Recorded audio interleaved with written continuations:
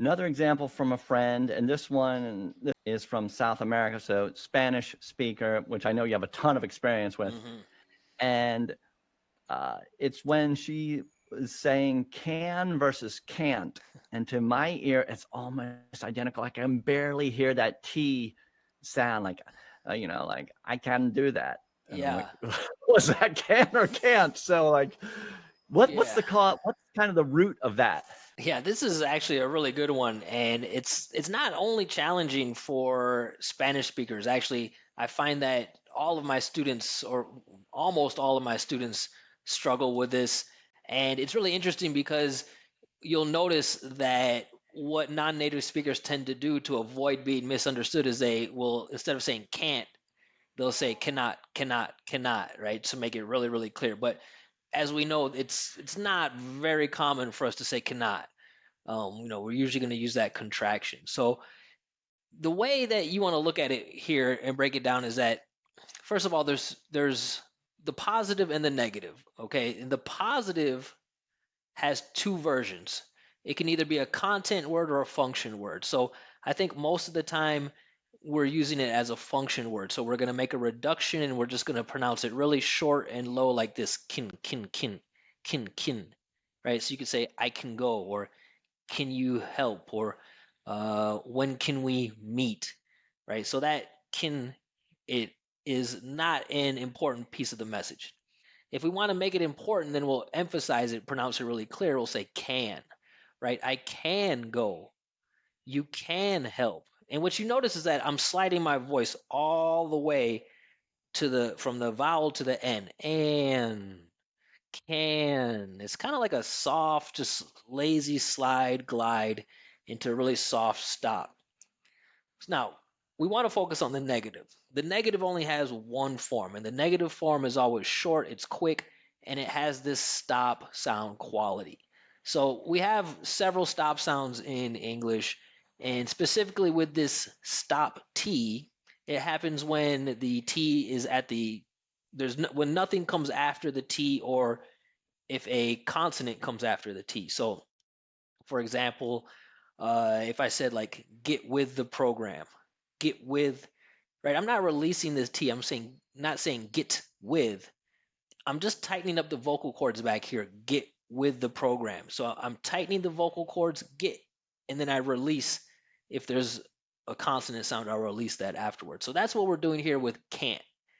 Right? So our American ears are tuned to hear the difference between this soft, lazy, easy stop and this abrupt stop. So the difference would be can, positive, can't, can, can't.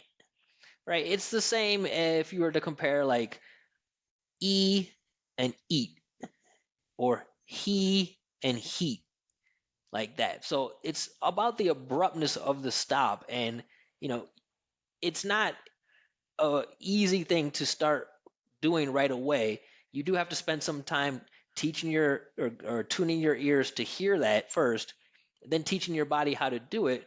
But there is a direct, linear, logical path that you can take to start being able to not only hear those sounds, but create those sounds in a way that will be clear for our ears. So the key is the stop T, and you can find video explanations there on my website and on my YouTube channel. This reminds me, what's so interesting about your content, the stuff you post on LinkedIn, is these examples. And you will put stuff out there where at first I think like, no, like that's not what I do. And then you have all the examples, and then I say it and like, what, you're like, yes, like that is how I actually speak. So it's kind of like in retrospect, then it becomes obvious. Like the example you had, I think was just a day or two ago about front end developers, right? Or Hmm. front end. And like I would say, like, if you ask me, do I pronounce the T in that? I would say, of course I do.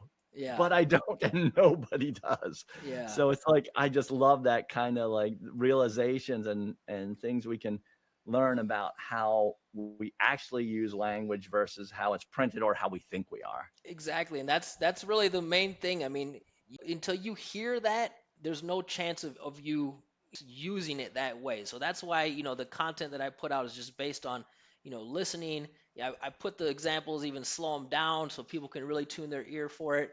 That is the most important thing. The more acute your ear can become and you can start hearing the sounds the way that we do, the better chance you have of making a permanent change. I remember reading in one of your posts that English has far more unpronounced letters, if I'm representing this right, than people realize. Yeah. Can you tell me about a few of those? And is that like related to the schwa sound? Yeah, yeah, definitely. I mean, it comes back to the rhythm, the rhythmic contrast here, which is basically the system. It's the design, it's the plan. So, like I was mentioning earlier, right, we overpronounce the stressed syllables and then we tuck away the unstressed syllables. So, one way that you're going to see that quite often is what we call reductions. So reductions happen when we have a word that is just there for grammatical purposes. It's not giving us any details, right? It's not enhancing the conversation. So you could say, talk about words like was or of, or we talked about can already, right? So Mhm. when we have a reduction, we do the opposite of when we have a stress syllable. Stress syllable, we're all vowel. We want all vowel. Unstressed syllable, we don't want vowel. So that's why we wouldn't say was, we would say was. I was I was waiting, right? And that way, again, we get that rhythmic contrast. So we can hear waiting and we know to key in on that. Or same as of, right? I'm tired of all this, right? I'm tired of all this, tired of all this. Our brains can't understand. This is the system of stress time language. Okay, Mhm. stress time language means that if you give us all of the syllables equal in our ears, there's no logic. We can't sort it out. We need to have the important parts standing out and the unimportant parts tucked away. So I've got tons of videos and examples about it, but those are a few. But that is the reason. We just need very, very great contrast, and that's the way our ears are designed in our to hear the language. And if you give it to us all even, right? That's why if you hear a Mandarin speaker, right, they're gonna give you every I was going to the store and I left my keys in the car.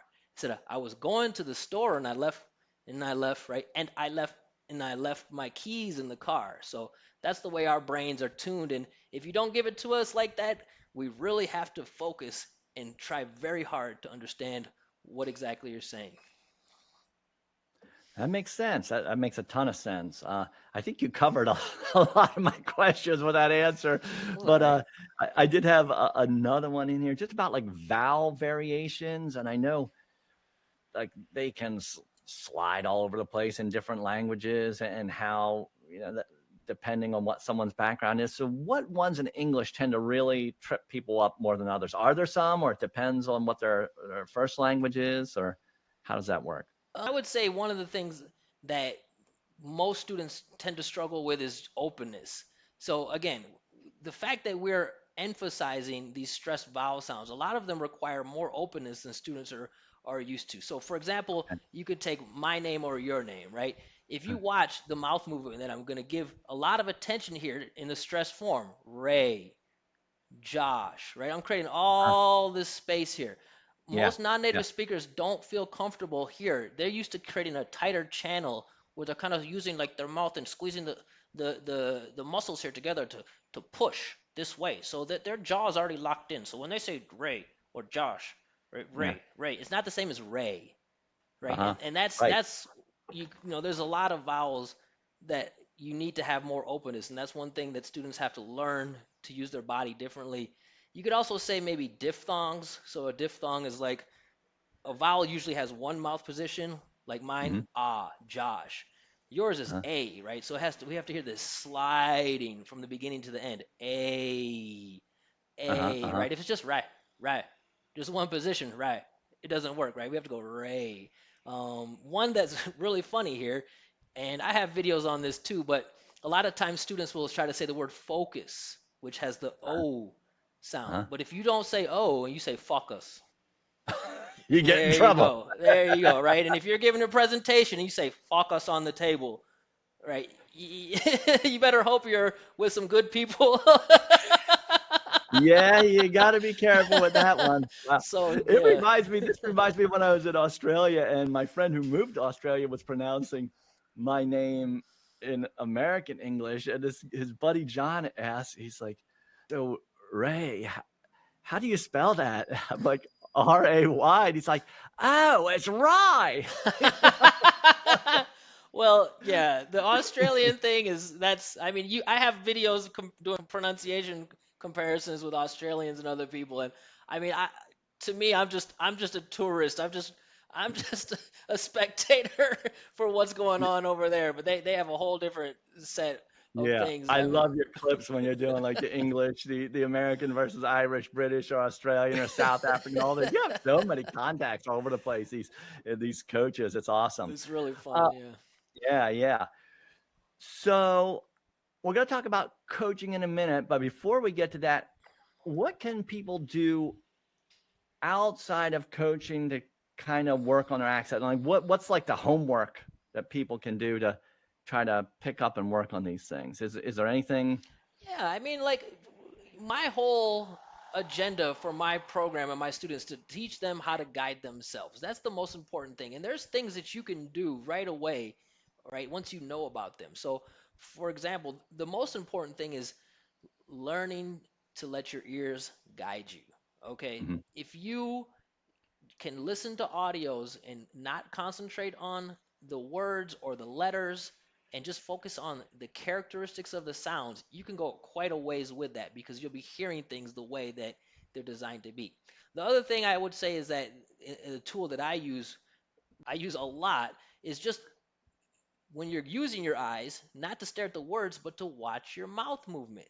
Okay, so if you have your camera and you have a clip of a native speaker, and you see the native speaker is saying, right, we'll just say Ray, and you're recording yourself and you're saying Ray, or Josh, you could know right away that you want your mouth to look very similar. Obviously, not exactly the same, but very Mhm. similar to that native speaker. So, if you let your ears guide you and you use visual cues and try to imitate mouth movement, you can really take yourself quite a ways with by yourself without any help with pronunciation training. Awesome, awesome. Sounds like a great tip.